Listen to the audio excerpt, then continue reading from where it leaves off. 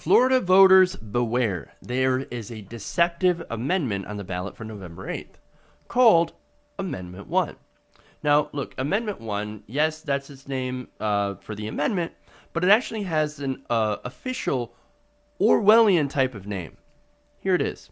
The rights of electricity consumers regarding solar energy choice, which, despite its title, is not actually about consumer rights or consumer choice. In fact, what it would do is that it would work against people who choose to put up their own solar panels. Now, how would it do that? Well, Mother Jones explains. If passed by the voters, the utility-sponsored amendment would be a constitutional endorsement of the idea that rooftop solar users should pay higher utility bills than other customers. Solar users can end up paying twice as much as other customers pay to buy power from the utilities. Now, wait a minute here. This amendment, they're spinning it as, no, Amendment 1 is completely pro-solar. We're just not going to make people who don't choose to use solar subsidize solar users. Now, I'll get into that. In fact, consumers for smart solar say Amendment 1 will give Floridians a constitutional right to install solar panels, right? But it will also protect consumers because it will keep people who choose not to install solar from subsidizing those who do. In fact, it's what I just said. Now, unfortunately, that's not what happens at all. You see, that's actually a made-up problem. No solar user is subsidizing or is being subsidized by people who don't use solar. That doesn't happen. Okay? There is no evidence of that happening. But of course, that's not stopping the utility companies, who are, by the way, making lots of money off people who don't use solar, from bankrolling misinformation. Now, this is according to Think Progress. Duke Energy, Gulf Power, and Florida Light and Power have spent nearly $14 million on direct funding for a campaign to promote Amendment 1. Now, Amendment 1 is being led by the group, I mentioned them earlier, called Consumers for Smart Solar. Now, that $14 million, I have to add, that does not include money from utilities, or that utilities have donated to other groups, which in turn have funded that very same campaign.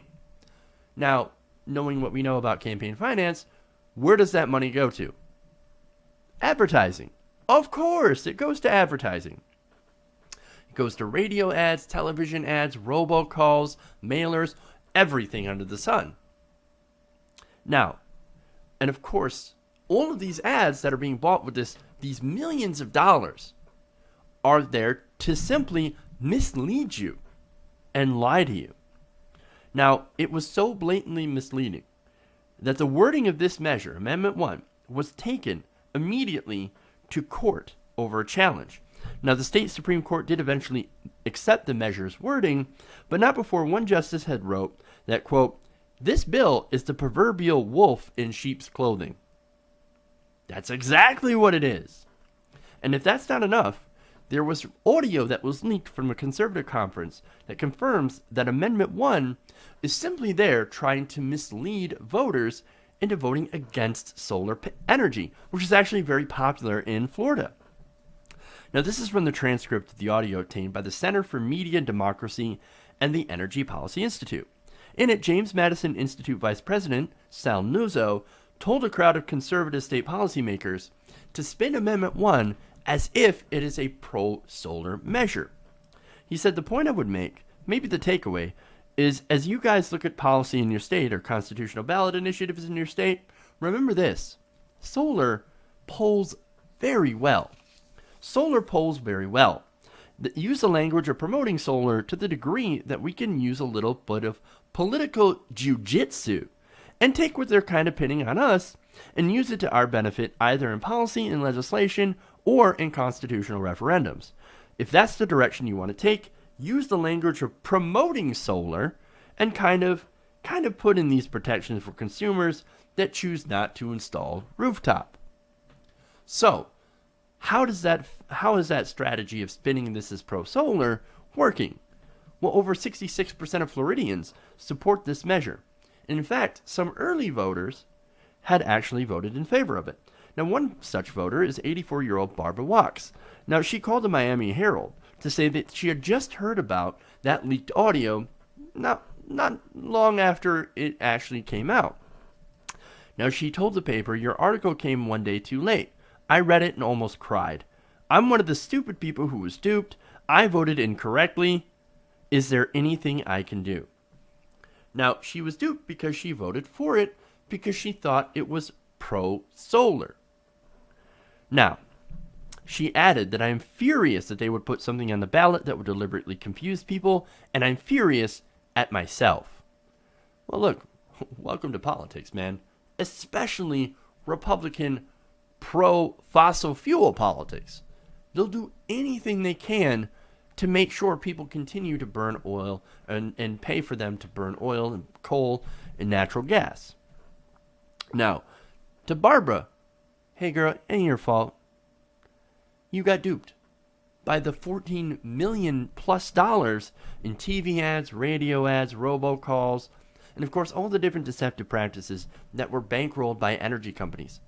See, that's why it's important to ignore that stuff, to ignore cable TV, and actually try to get news from actual news people, from actual journalists who are looking into this issue.